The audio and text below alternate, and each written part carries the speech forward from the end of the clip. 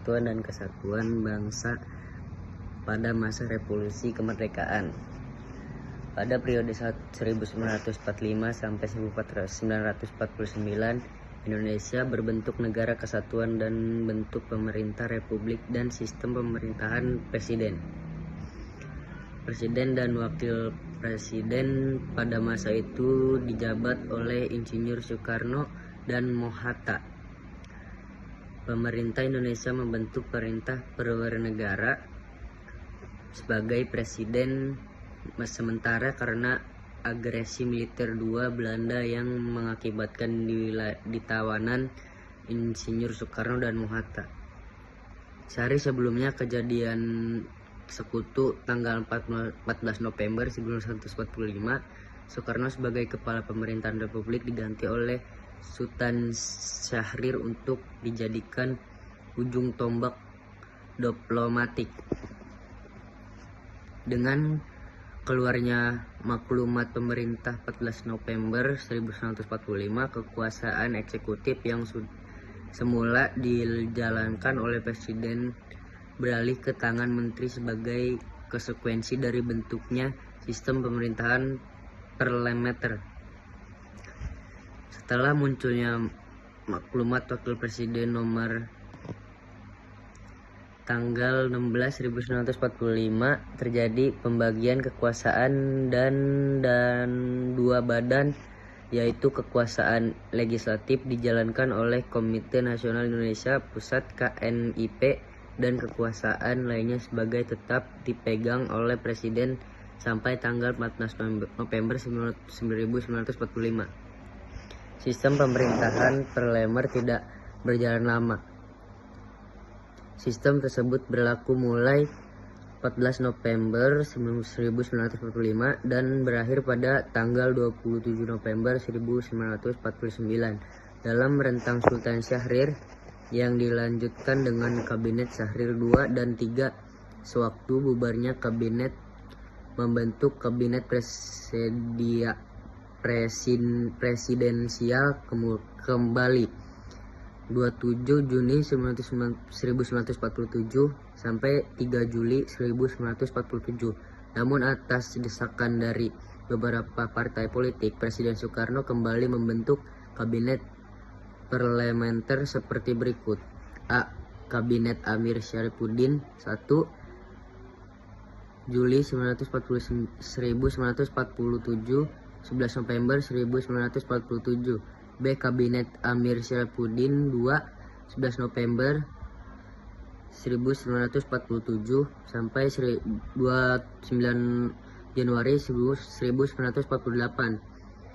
C. Kabinet Hatta 1 29 Januari 1948 sampai 4 Agustus 1949. D. Kabinet Darurat Saifuddin Prawinegara 19 Desember 1949 sampai 4 Agustus 1949.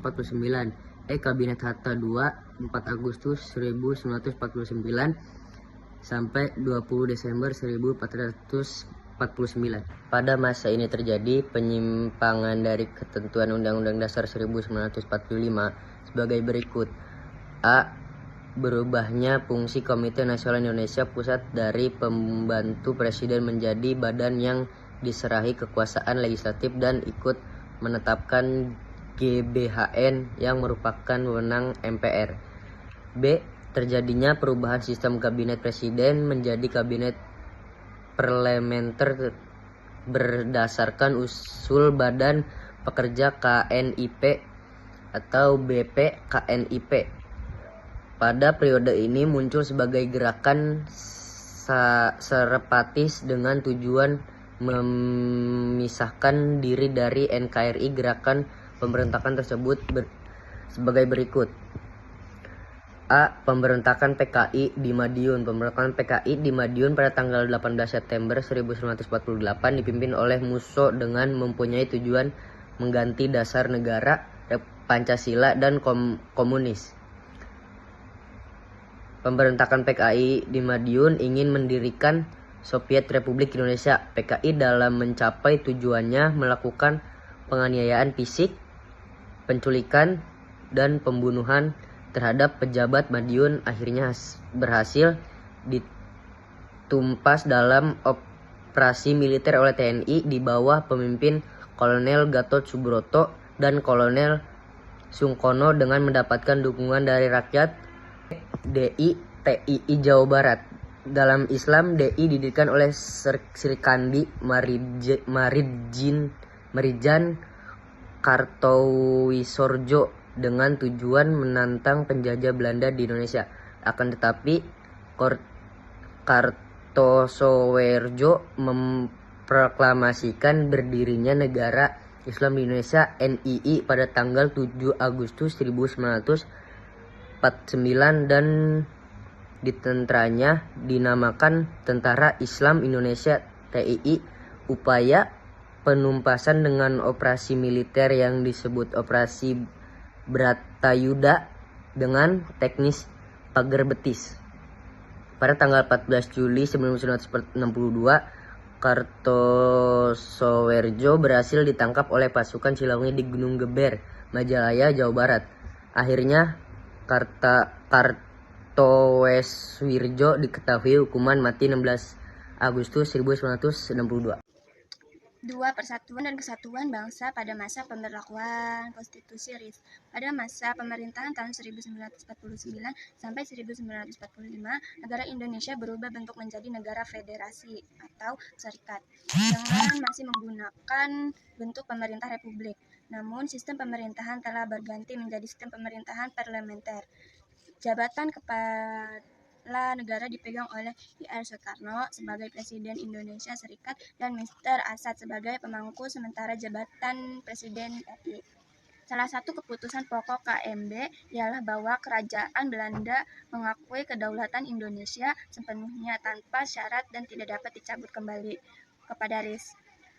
Isi konstitusi itu jauh menyimpang dari cita-cita Indonesia yang berideologi Pancasila dan ber-UUD 1945 karena 1. Konstitusi RIS menentukan bentuk negara serikat federalisme yang terbagi dalam 16 negara bagian, yaitu 7 negara bagian dan 9 buah satuan kenegaraan. Pasal 1 dan 2 Konstitusi RIS. 2. Konstitusi RIS menentukan suatu bentuk negara yang liberalistis atau pemerintah berdasarkan demokrasi parlementer, di mana menteri-menterinya bertanggung jawab atas seluruh kebijaksanaan pemerintah kepada parlemen. 3. Mukadimah Konstitusi RIS telah menghapuskan sama sekali jiwa atau semangat pembukaan UUD Proklamasi sebagai penjelasan resmi proklamasi kemerdekaan bangsa Indonesia. Gerakan separatis pada masa pemerintahan RIS sebagai berikut. 1. Pemberontakan APRA. Pada bulan Januari 1950, di kalangan KNIL Jawa Barat timbul Angkatan Perang Ratu Adil APRA yang dipimpin oleh Kapten Westerling. APRA memiliki tujuan untuk mempertahankan bentuk negara federal Pasundan di Indonesia dan mempertahankan adanya tentara sendiri pada setiap negara bagian RIS. 2. Pemberontakan Andi Aziz. Pada tanggal 30 Maret 1950, Kapten Andi Aziz bersama-sama dengan pasukan Kenil di bawah komandonya menggabungkan diri ke dalam APRIS di hadapan Letnan Kolonel Ahmad Junus Mokoginta, Panglima Tentara dan Teritorium Indonesia Timur. Pemberontakan ini dilatar belakangi oleh adanya kekacauan di Sulawesi Selatan pada bulan April 1950. Adapun kronologi pemberontakan Andi Aziz sebagai berikut. 1. Pada tanggal 30 Maret 1950, Andi Aziz dan pasukannya menggabungkan dirinya dengan APRIS. 2. Pada tanggal 5 April 1950, pasukan Andi Aziz menyerang markas TNI di Makassar. 3. Pada tanggal 8 April 1950, pemerintah mengeluarkan ultimatum terhadap pemberontakan Andi Aziz. 4. Pada tanggal 21 April 1950, pasukan TNI berhasil menduduki Makassar dan wali negara NIT mengumumkan bahwa NIT bersedia bergabung dengan NKRI. 5. Pada tanggal 5 Agustus 1950, terjadi pertempuran antara pasukan APRIS dan Kenil. 6. Pada 8 Agustus 1950, dilakukan perundingan dan menghasilkan keputusan bahwa pasukan Kenil harus meninggalkan Makassar. C. Pemberontakan Republik Maluku Selatan. Pemberontakan Rakyat Maluku Selatan (RMS) dipimpin oleh Dr. Christian Robert Stevenson Sumokil, bekas Jaksa Agung NIT, Negara Indonesia Timur. Ia mengatakan berdirinya Republik Maluku Selatan dan memproklamasinya pada 25 April 1950. Pemberontakan ini dapat ditumpas setelah dibayar mahal dengan kematian Letkol Slamet Riyadi, Letkol Sudiarto, dan Mayor Abdullah. Pemerintahan RIS berupaya mengatasi masalah ini secara damai, yaitu dengan mengirimkan misi damai yang dipimpin oleh tokoh asli Maluku, yaitu Dr. Leimena. Kan tetapi misi ini ditolak oleh Somokil. Mereka berupaya menarik perhatian dan pengakuan dari dunia internasional, terutama dari Belanda, Amerika Serikat, dan Komisi PBB untuk Indonesia. Upaya damai mengalami jalan buntu, maka terpaksa pemerintah melakukan operasi militer. Ekspedisi militer untuk menumpas gerakan RMS disebut Gerakan Operasi Militer atau GOM 3 yang dipimpin oleh Kolonel Pertama kali Indonesia menganut sistem demokrasi parlementer yang biasa disebut dengan demokrasi liberal. Masa demokrasi liberal membawa dampak yang cukup besar memengaruhi keadaan, situasi, dan kondisi politik pada waktu itu.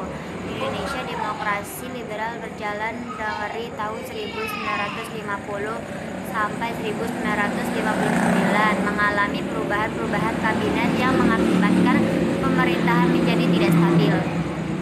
Selama masa berlakunya RIC dan UUD 1950, Indonesia menjalankan sistem demokrasi parlementer. Cara kerja sistem pemerintahan parlementer sebagai berikut.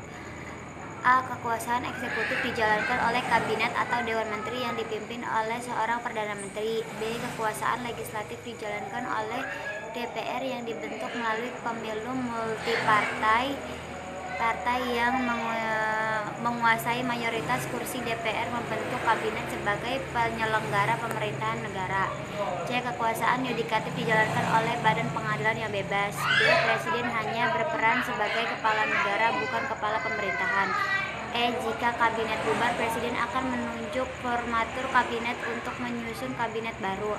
F. Jika DPR mengajukan mosi tidak percaya lagi kepada kabinet yang baru itu, DPR dibubarkan dan diadakan pemilu. Jika DPR menilai kinerja materi atau beberapa menteri serta kabinet kurang atau bahkan tidak baik, DPR dapat mengajukan mosi tidak percaya. Daftar kabinet yang ada di Indonesia selama masa demokrasi liberal sebagai berikut. A. Kabinet Natsir 6 September sampai 27 April 1951 sebagai kabinet pertama yang memerintah pada masa demokrasi liberal. B. Kabinet Sokirman Suwiryo 27 April 1951 sampai 3 April 1952. Kabinet ini dipimpin oleh Sukiman Suwiryo dan merupakan kabinet koalisi Masyumi PNI. Terus Kabinet Wilopo 3 April 1952 sampai 30 Juli 1953. Kabinet ini merintis sistem Zaken Kabinet, yaitu kabinet yang dibentuk terdiri atas para ahli di bidang masing-masing. D. Kabinet Ali Sastromijoyo 1 31 Juli 1993 sampai 12 Agustus 1955 sebagai kabinet terakhir sebelum pemilihan umum. E. Kabinet Burhanuddin Harahap dari Masyumi 12 Agustus 1955 sampai 24 Maret 1956.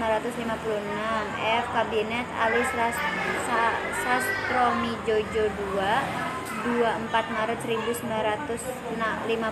sampai 9 April 1957. G. Kabinet Juanda 9 April 1957 sampai 10 Juli 1959 merupakan Zaken Kabinet. Pada tahun 1955 dilaksanakan pemilu yang dianggap sebagai pemilu Indonesia bersih. Sampai tahun 1959 terjadi jatuh bangunnya kabinet di kalangan konstituante menjadi kekacauan yang tidak segera berakhir, sehingga mendorong Presiden Soekarno mengeluarkan dekret Presiden pada 5 Juli 1959. Isi dekret Presiden sebagai berikut: A. Pembubaran konstituante. B. Memberlakukan kembali UUD 1945 dan tidak berlakunya lagi UUD 1950. C. Membentuk MPR dan DPA sementara. Pada periode ini terjadi beberapa gerakan separatis yang terjadi di daerah sebagai berikut: pemberontakan DITI, gerakan DITI di Sulawesi. Penentangan DITI di Sulawesi dimulai sejak 1951 yang dipimpin oleh Kahar Muzakar. Pada mulanya kegiatan tersebut berawal di Kahar Muzakar menempatkan pasukan rakyat Sulawesi Selatan ke dalam APRIS. Kahar Muzakar memiliki kemauan menjadi pemimpin APRIS di daerah Sulawesi. Kemudian tanggal 30 April 1950 Kahar Muzakar memberikan surat kepada pemerintah pusat yang menyebutkan agar semua anggota dari KGGS dimasukkan dalam APRIS serta menyarankan pembentukan Brigade Hasanuddin. Akan tetapi pemerintahan Kahar Muzakar tersebut ditolak oleh pemerintah pusat. Gerakan DITI di Aceh. Penyebab penentangan DITI di Aceh berawal mula karena kekecewaan tokoh-tokoh Aceh yang dipimpin oleh Daud Berera kepada pemerintah pusat. Kekecewaan tersebut disebabkan oleh penghapusan status Provinsi Aceh yang disatukan dengan Sumatera Utara setelah adanya penolakan DITI di Jawa Barat yang dipimpin oleh Sukarmaji Marican Kartosuwiryo. Gerakan DITI di Kalimantan. Penolakan yang dipimpin oleh Ibnu Hajar di Kalimantan Selatan merupakan bagian dari gerakan penolakan DITI yang akan membuat negara berdasarkan hukum Islam di Indonesia, yang juga disebut dengan Negara Islam Indonesia. Penolakan Ibnu Hajar bermula dari kegagalan pejuang kedaulatan yang berasal dari Kalimantan Selatan untuk bergabung di Tentara Indonesia saat itu yang bernama APRIS. Banyak mantan pejuang yang tidak dapat masuk tentara karena disebabkan tidak bisa baca tulis, termasuk Ibnu Hajar sendiri. Mereka semua juga kecewa dengan adanya mantan tentara KNIL di APRIS. Ibnu Hajar lalu membuat Kesatuan Rakyat yang tertindas KRJT dan menggempur pos tentara di Kalimantan Selatan pada Oktober 1950. Penyelesaian secara damai mulanya dilakukan pemerintah Indonesia, tetapi Ibnu Hajar yang sempat tertangkap dan dilepaskan untuk membujuk penentang lain menyerah, malah kabur dan meneruskan penentangnya. Pemberontakan PRRI atau Permesta. Kabinet Ali Sastroamidjojo II harus menghadapi kesulitan karena adanya pergolakan di daerah-daerah.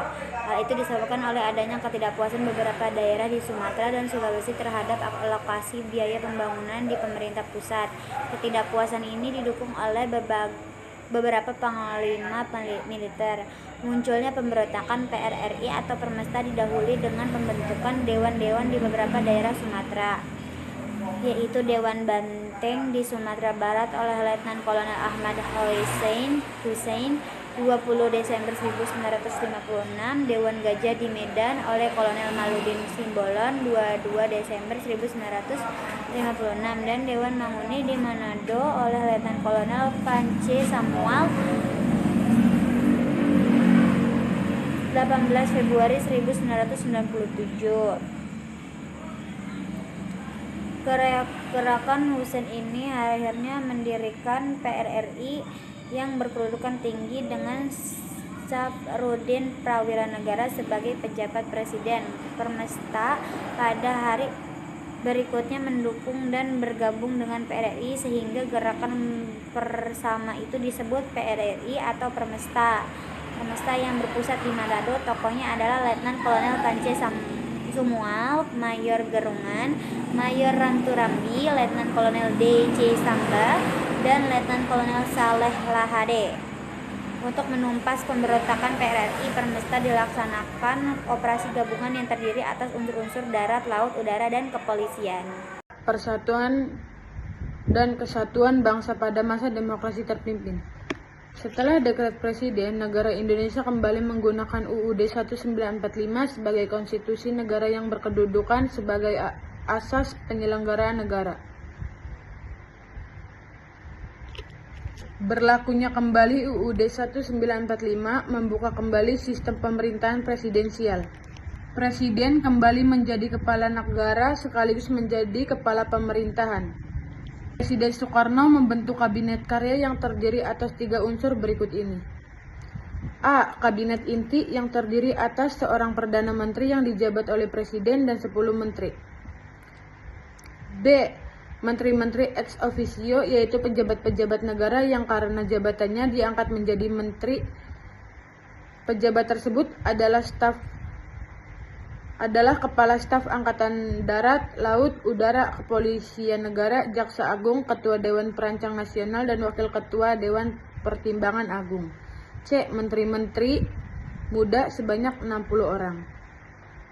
Kekecewaan terhadap jalannya pemerintahan parlementer membuat Presiden Soekarno mencetuskan demokrasi terpimpin atau terpusat. Semua kebijakan pemerintah diambil oleh satu kekuasaan tertinggi, yakni Presiden. Pada mulanya, ide demokrasi terpimpin adalah demokrasi yang dipimpin oleh hikmah kebijaksanaan dalam permusyawaratan perwakilan. Namun, lama-kelamaan bergeser menjadi dipimpin oleh Presiden, pimpinan besar revolusi. Akhirnya, segala sesuatunya didasarkan oleh kepemimpinan penguasa. Dalam hal ini, pemerintah berlangsungnya demokrasi terpimpin di Indonesia dilatar belakangi oleh hal-hal berikut ini. A. Gagalnya Dewan Konstitusi dalam menyusun UUD baru sebagai pengganti UUDS 1950. B. Gagalnya pelaksanaan demokrasi parlementer yang tidak sesuai dengan konstitusi dan kondisi bangsa Indonesia. C. Munculnya gerakan separatis di beberapa daerah, terutama PRRI Permesta. D. Konflik antar partai politik yang mengganggu stabilitas nasional. Pada masa demokrasi terpimpin ini, pelaksanaan ketatanegaraan Indonesia menyimpang dari UUD 1945 dan Pancasila serta ketentuan-ketentuan konstitusional. Terdapat berbagai penyimpangan UUD 1945 sebagai berikut. A. Pembubaran DPR hasil pemilu 1955 melalui pemilu penetapan Presiden nomor 4 tahun 1960 MPRS menetapkan Soekarno sebagai presiden seumur hidup. C. Membentuk MPRS yang anggotanya diangkat dan dilatar belakangi oleh presiden. D. Membentuk Front Nasional melalui penetapan Presiden No 13 tahun 1959. Lembaga-lembaga negara yang ada dipimpin oleh Presiden. F. Membentuk DPA dan MA dengan menetapkan Presiden dan anggota-anggotanya serta diberhentikan Presiden. Gagasan Naskom inilah yang memberi peluang bangkitnya Partai Komunis Indonesia (PKI). Semua unsur Naskom termasuk di dalamnya. Naskom inilah yang memberi peluang bangkitnya Partai Komunis Indonesia (PKI). Semua unsur Naskom termasuk di dalamnya. PKI harus diperhatikan dalam menunjukkan unsur pimpinan Dewan Perwakilan Rakyat Daerah. Jadi, bila di suatu daerah hanya ada seorang tokoh PKI, ia harus ikut sertakan sebagai pimpinan DPRD apabila ia menjadi anggota DPRD di suatu daerah. Hal ini yang membuat PKI mendapatkan posisi yang strategis bahkan dominan karena merasa mempunyai posisi yang kuat. PKI melakukan pemberontakan pada tanggal 30 September 1965 yang menewaskan 7 orang perwira TNI Angkatan Darat. Pemberontakan ini dipimpin oleh DN Aidit. Tujuan dari aksi pemberontakan ini adalah untuk dapat kembali mendirikan negara Soviet di Indonesia, kemudian dapat mengganti Pancasila dengan suatu paham komunis. Pada akhirnya, pemberontakan ini bisa digagalkan dan semua pelaku yang bergabung pada Partai Komunis Indonesia atau PKI berhasil ditangkap. Kemudian mereka dijatuhi hukuman yang sesuai dengan perbuatan tersebut.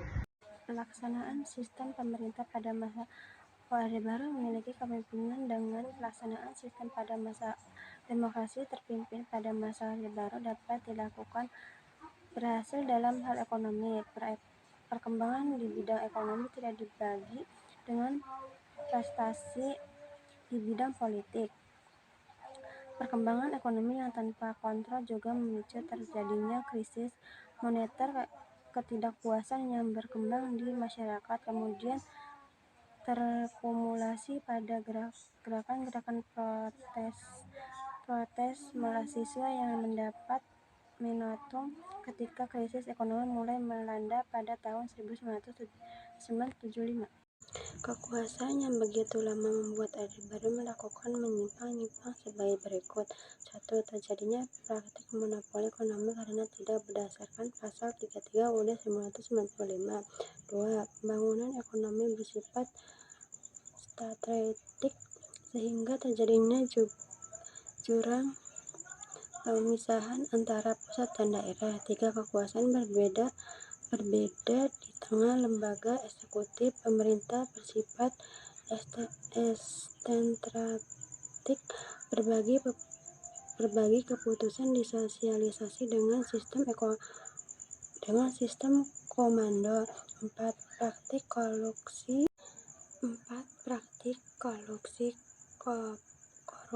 dan nepotisme KKN bisa terjadi yang tentunya merugikan ekonomi negara dan kepercayaan masyarakat. 5. Supremasi hukum tidak dapat ditegakkan karena banyaknya oknum penegak hukum yang cenderung memihak pada orang tertentu sesuai kepentingan.